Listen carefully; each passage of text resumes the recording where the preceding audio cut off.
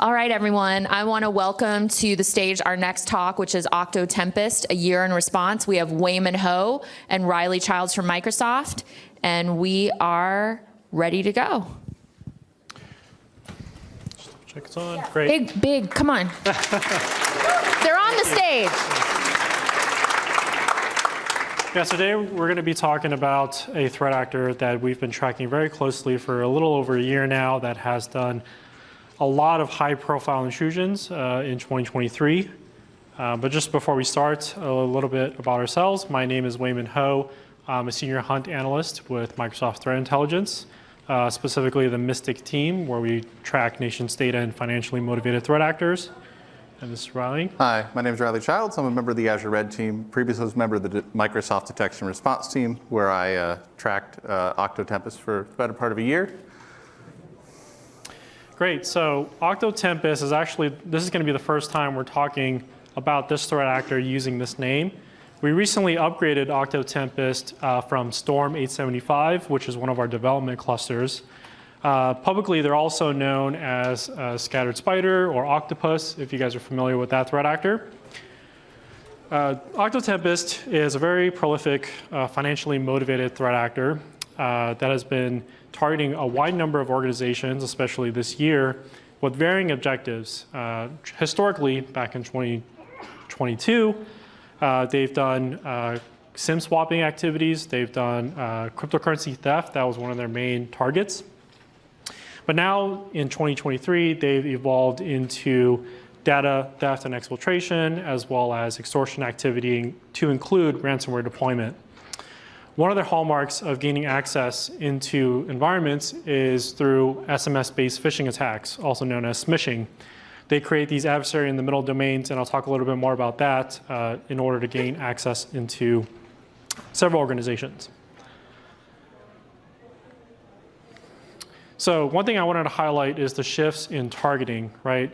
I'll talk a little bit about 2022. We typically saw Octo Tempest target telecommunications companies as well as companies that either engage in cryptocurrency trading or individuals with high or presumed to have high cryptocurrency accounts, which makes sense, right? If they're doing SIM swapping activity, they want to target the companies that would enable them to do so. They've employed a lot of different techniques, right? Phishing, social engineering are two of the really big ones that they utilize in order to compromise these organizations. But starting in 2023, we saw a massive shift in how they behaved, how they were approaching different organizations. They started shifting from not just telcos and crypto companies. They started looking at other high-value targets with large revenues and companies that, if operations were disrupted, there would be some significant action there, and they were looking into going into the ransomware space, going into the different sides of cyber criminal activity. One thing I wanted to know that's a little bit different, right? Octo Tempest is comprised of individuals that are believed or presumed to be in Western, or what we call Western countries. There's many that we have looked at that may be in North America, that may be in Western Europe, some of the other Five Eyes countries, which is a shift in the ransomware economy, right? When we think about ransomware actors, when we track a lot of the ransomware actors here at Mystic, we see a lot of individuals from Eastern Europe or former CIS countries. So we see now a Western type group coming into the ransomware space. One thing to note too about Octo Tempest is they're part of a group, a larger group or community known as the COM. If for those who are unfamiliar, it's a large online community comprised of individuals that are typically young adults. Sometimes they actually recruit minors into their community space, and they elicit them to do and engage in a large number of different illegal criminal activities. So when we talk about Octo Tempest, though, we're looking at the subset of this group that is involved in computer intrusion and hacking activity. They've been responsible for some of the ones, if you guys were at my talk earlier on the panel with Shared, they've hit entertainment and gaming industries over the summer. But we've seen that shift, right? They're looking now at companies in IT, in managed service providers, retail and hospitality, A lot of household brands, a lot of Fortune 500 companies, you name it, they've targeted them. So I'll leave it right to talk about the TTPs. Yeah, so when we look at Octo Tempest, one of the unique things about this actor is that they try so many different things. They don't settle into any particular pattern. We're going to be going over some of the heavy hitters, the ones that we see over and over again from them. But a lot of what they do is basic to moderate, like skill level.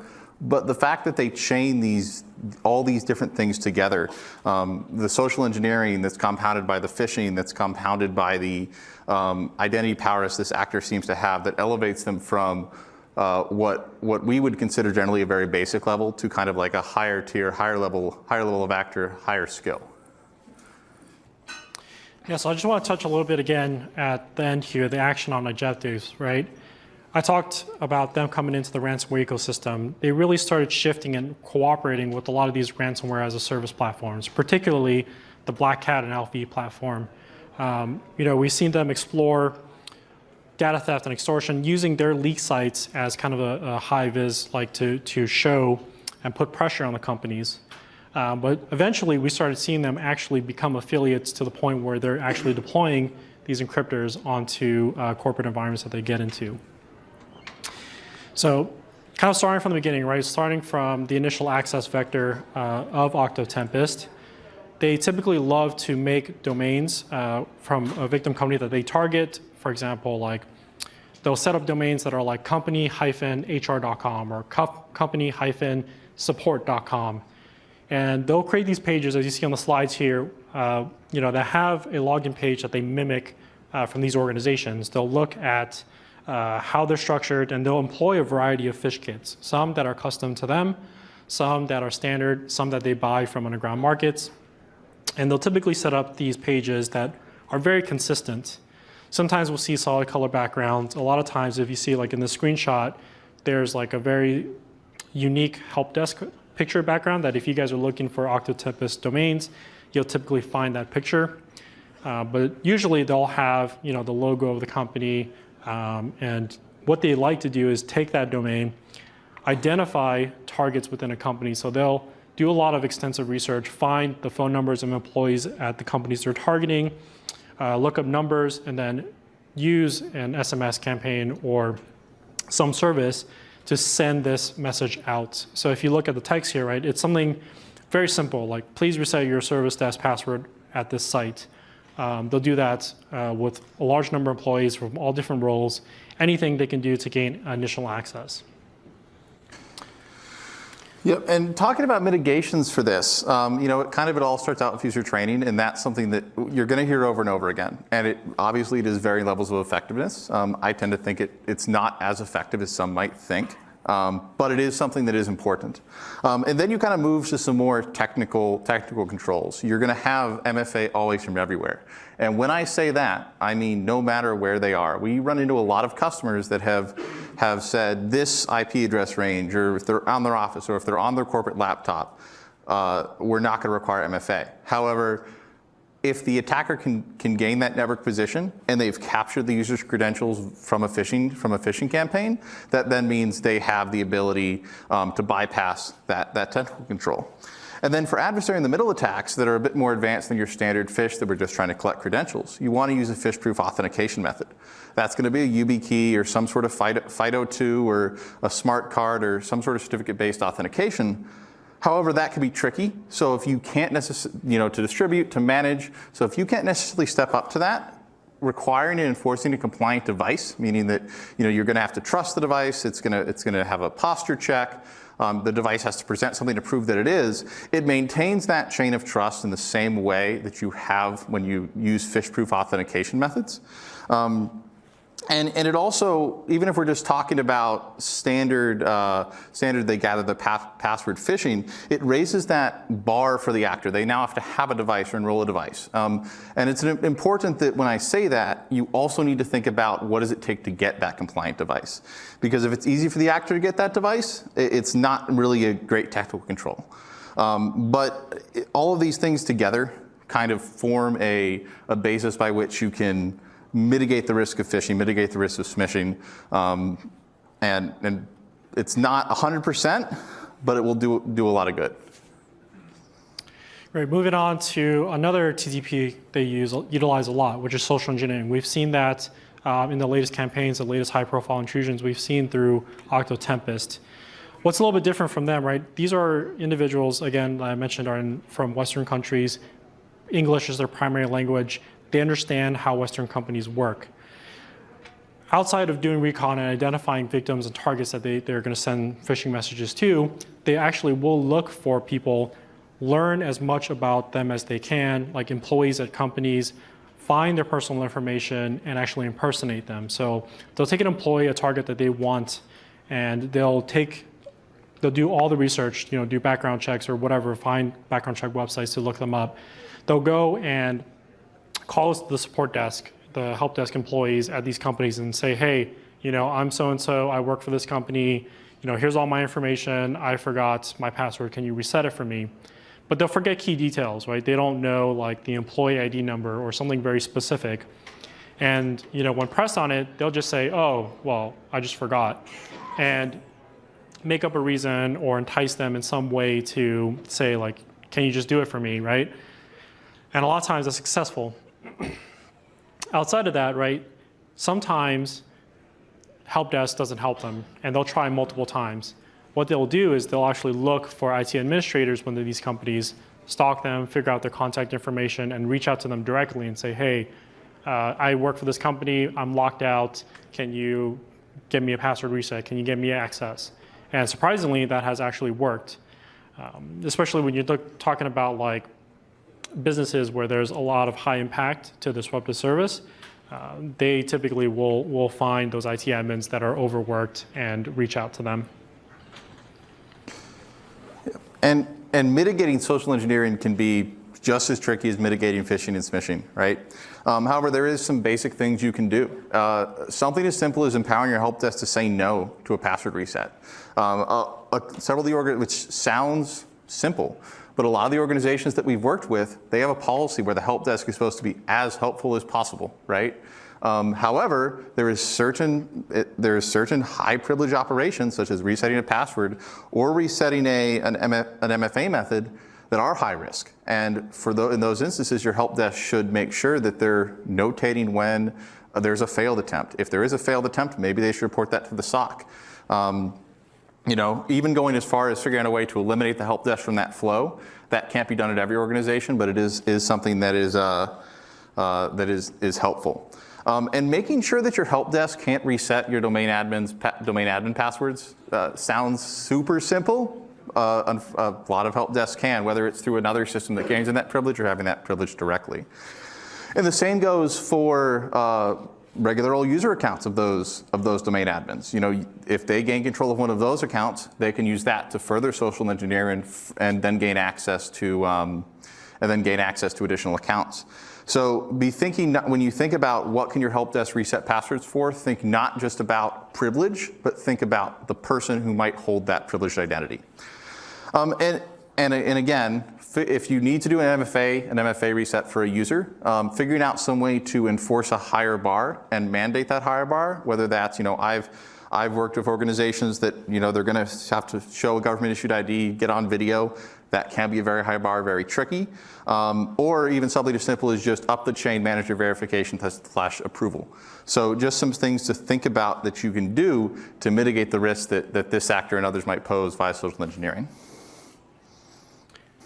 Great, now let's talk a little bit about what they do once they get inside. One of the things that's very interesting is they'll look at the security tooling and the IT tooling already present in the environment and leverage that to move laterally. That sounds very simple, but sometimes they'll look for very specific products that are in place, because at the end of the day, they want to run their typical tools that cybercrime actors do, right? They want to run their credential stealers. They want to run, tools that they can leave for persistence, et cetera.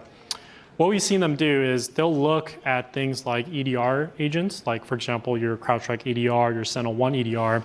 They'll look at how they're configured. They'll try to modify it. If not, if they know, like for example, Sentinel-1 is in an environment, they'll go and get an installer for Sentinel-1 and set up their own instance with a site token and use that to leverage and deploy tooling. We've seen a couple of other ones too, right, Riley? Yeah, on the less on the security side, but more on the enterprise software deployment side. So your System Center Configuration Manager, your LAN desk, your Workspace ONE, these tools that are used to deploy software from the environment. They're generally, we all know that they have a lot of privilege. They have a lot of penetration from the environment to deploy and manage software and updates. However, gaining access to that allows me to then deploy a credential stealer to an administrator endpoint, grab their credentials, and now I'm them. So think about how, it's just something to keep in mind, and think about what access those tools give within your environment beyond just maybe your security tooling that you might traditionally think of. And what they'll do too is, right, they'll look at users, legitimate users within the company that would be able to spot that change and actually lock them out to buy them some time to continue their actions. And when I'm talking about some of the actions for Octo Tempest, right, they're really fast. They will operate within 24 hours or less to start from initial access all the way to global admin. I've had 20 minutes before was the fastest we've ever seen. So they can be fast. But mitigations for this, I'm going to say it now. I'm going to say it several more times. Just enough administration, principle of least privilege. Making sure that if you have the ability to deploy software in the environment, and those administrators should be leveraging some sort of just-in-time or a separate account that gains in that privilege. Especially for response functions and security tooling, making sure that not everyone can just go execute arbitrary code anywhere in the environment via your EDR. Something we encountered very regularly with this actor was the organization allowed anyone in the SOC to go and execute anything they wanted anywhere through the EDR tool. So basically making sure that permission is heavily constrained, figuring out what makes sense in your environment, whether that's going to be some sort of just-in-time, or you're going to give someone standing access, but it's going to be limited to a specific individual. And knowing what your EDRs, your enterprise software deployment tooling can do is also just as important. We ran into a customer, believe it or not, at one point who didn't know that MDE had live response. And so the actor was abusing that, and it was a bit of a wake-up call for them. Yep, so one of the things we've seen too is they love to deploy devices and create instances and hide within the noise. So, I mean, oftentimes they'll look and scan the environment to tell how it's structured, to learn what is already existing in there. So if there's like a DB server 01, they'll spin up an instance and call it DB server 02. They'll look at how employee host names are categorized or named, and they'll mimic that. Sometimes we've seen them like set up their own device, like a VM, with their own tooling and actually enroll it into the environment using Intune, using Microsoft Defender for Endpoint, et cetera. And they look at also the Azure instances, the AWS, and other cloud infrastructure, and utilize that to create and build, persistence mechanisms that hide within the noise. So going into that. Yeah, and this one is pretty simple. Ask yourself the question, if I were to ask you, can you tell me what VMs were created in your VMware environment in the past 20 minutes? Can you do it? A lot of organizations actually can't. They aren't gathering all the logs necessary to answer that question. So kind of do that sort of thought exercise to see if you actually have that data. A lot of organizations, they're watching Azure, AWS, et cetera, like a hawk because it's new. Those technologies came into the organization when there was a bit more of a mature security apparatus, and they had something to go and gather those logs. But for a lot of these more legacy platforms, these on-premises virtualization platforms, or even just regular old on-premises servers, they don't have that same level of deference that they give to the cloud environments. They're not watching it as closely. So just be thinking about what logs you have that would allow you to answer key questions about additional infrastructure being spun up in your environment.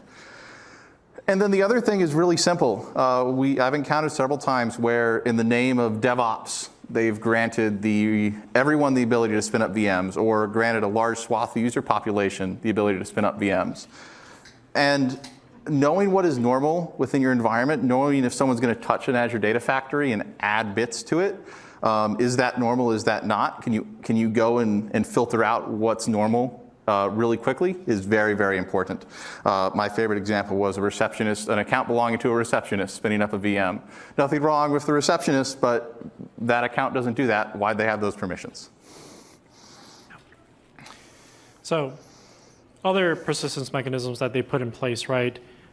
They leverage a lot of these remote management tools that are nowadays very, very common in enterprise environments. And the thing about it is, right, like there's different teams at a company that will use AnyDesk, for example, another team that will use Screen Connect, another team that will use FleetDeck. And what they will do is, leverage those tools to maintain access persistence. They'll deploy many of these because they evade alerts and detections at these environments. I mean, remote management tools are very critical in enterprise, right? So they're leveraging that to use for their own benefit. Yeah, and as far as mitigations for this, something that we've encountered as well on incident response engagements is customers not knowing what they have in their environment or what's expected. We had one instance where we got on the call with the customer, we were delivering a notification to them, and I was rattling off log me in, AnyDesk, Enable, zero tier, and then they said, oh, we have all these instances of LogMeIn suddenly being installed. I'm going to block that.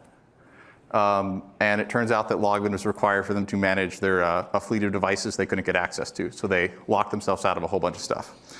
But then on the flip side, make that list. Create blocks. Make sure, and then it's not going to be exhaustive. It's never going to be complete. So if you can do application allow listing, do that. But if you can't, block these control applications explicitly so that they can't be used in your environment, whether at the firewall or on the endpoint. Both are very important. And servers, they shouldn't be able to talk to the internet unless they absolutely have to. And they certainly should not be able to talk to FleetDeck, ConnectWise Control, Enable, Teleport.sh, or zero tier. If you do this very simple thing, and you block external internet access, it's going to completely mitigate the risk for these tools specifically. Not everything, but it's going to mitigate the risk that these legitimate tooling, because they got to talk out and do that command and control thing. Jim Schell from the DEX or Defender research team is going to be giving a talk in the Blue Team Village about this specifically, these legitimate tools, 3:15, I believe, today. Highly recommend going to that talk. So authentication platforms. I mentioned earlier on this actor is very, very good at manipulation of Azure AD or Entra ID, Okta, Ping1, ForgeRock, even if they have an IDP as well. Very esoteric things that they figured out how to do. Their bread and butter, though, is they're just going to add a backdoor. They're just going to say that we trust this additional federation provider. In Azure AD, they use AAD internals. They choose an existing domain that's already there, and they just simply federate it using that tool.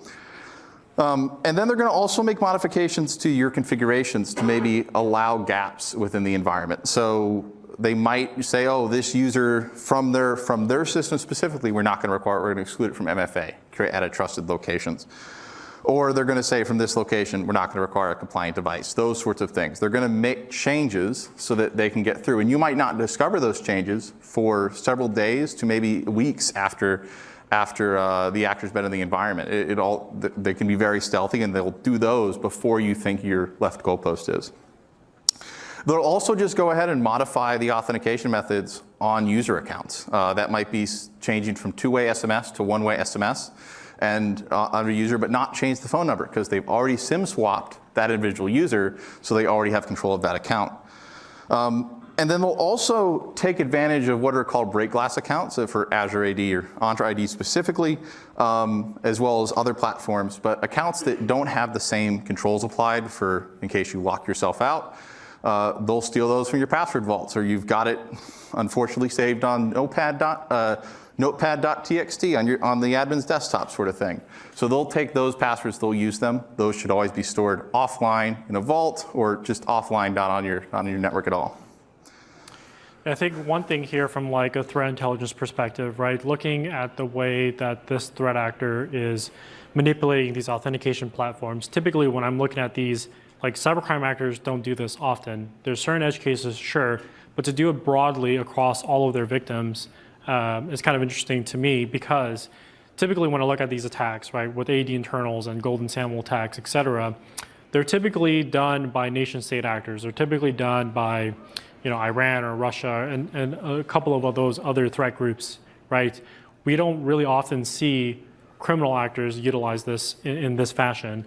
So that's been something that I identify that's kind of like unique with Octo Tempest here. Something that's also I've encountered personally is monitoring of incident communications. Being in a call and suddenly having another IR vendor they can't join the call, they keep being removed. It was the actor that was in that call hitting the remove from meeting button. So they'll join your incident calls. They'll join your, they'll read your chats. Something that we, as incident responders, we're always kind of paranoid about, but it doesn't really ever happen. It happens here, and it happens with alarming frequency for this actor. And they'll even create accounts that mimic usernames, mimic display names, or just plain old take over the CISO's account and pretend to be the CISO. And then they'll also steal your entire IR plan and mitigation plan. So they might even be resident watching you during the incident, what you're going to do to block them out. They're going to steal that plan and then work against you as you're going through that process. And we're going to talk about mitigations for this in a couple coming slides. Yeah, so we're talking a lot about these TTPs, and it makes it sound like it's a bad thing, like there's no way to fix all this stuff. But there's a light at the end of the tunnel, I think. One of the things that we're looking at too, right, is it's not just really an Octo Tempest problem. We've seen this before with previous groups. We've seen this before, and we will continue to see it for the emergence of more criminal groups that will come after Octo Tempest. So, here's a couple of things that we should work on. Yeah, ask yourself the question, what does it take to evict privilege in your environment? And I'm not talking about evicting the actor, I'm talking about evicting privilege. Because with this actor, expectations of evicting them from the environment, you're weeks out. You're weeks, maybe even months in some cases. However, in the immediate term, you can evict administrative permission and basically wipe the slate clean. You're going to remove all your Azure roles, leaving certain things in place to allow the business to function. You're going to remove all of your administrative roles in Azure AD or other platforms. Again, still trying to keep the focus on allowing the business to function. So think about that a little bit. And then what if you needed to say completely disable federation with a particular platform, whether it's an EDR tool or it's some sort of CRM that's got the most important data in the company. So just think about options that you might have besides wiping out privilege or just block and tackling accounts. And then another big one that's harder than it sounds. If you want to shut down the internet, there are several steps to that, is what we found. It's not just pulling a cable out of the wall or turning down a router. There can be redundancy after redundancy, multiple sites, or you've got to call up your ISP for whatever reason. And then that cable modem that's at the warehouse in Nebraska is a real problem when you're thinking about that, right? We've had instances where customers thought they shut down their internet, and it turns out that they had a random cable modem at a random site, and that allowed the actor to get back in and maintain persistence. So just be thinking about what backdoors exist within your environment that you might need to rip out to retain administrative control. And out-of-band communications. So we talked a little bit earlier about things the actor will do to access your incident communications, read your incident comms. Have a plan, and when you start an incident, start with that plan. So expect to have your communications compromised. Expect to have your incident plan compromised. What are you going to do? You should be starting on this on whatever platform this is. Every customer we walked into with Octo Tempest, we had to instill and actually start with that customer and help them develop this ad hoc comms, this out-of-band comms plan in flight. And for some customers, it was simple as, we're going to just make a signal chat, we're going to use that. For other customers, we spun up a whole new Azure AD tenant and used that for Teams. Some customers, we use Slack or Google Workspace. It really all depends on what the immediate needs are, what the immediate risk is, and what's easy for the customer to do. And finally, that out-of-band communications, those should stay out of band, and that can be tricky to do. So it's going to take some thought for most organizations to accomplish this. But your North Star should be that this should not be happening on corporate devices. Remember how I mentioned earlier that the actors will deploy credential stealing malware to the endpoints via the enterprise software deployment tools? well, then they'll get access to your out-of-band comms tenant, and this was all for naught. So just be thinking, these are all kind of top of mind things to think about when you're putting together or updating your incident plan. And finally, I said I was gonna talk about it before. I'm gonna continue to talk about it, gonna continue to say it. Least privilege is very important.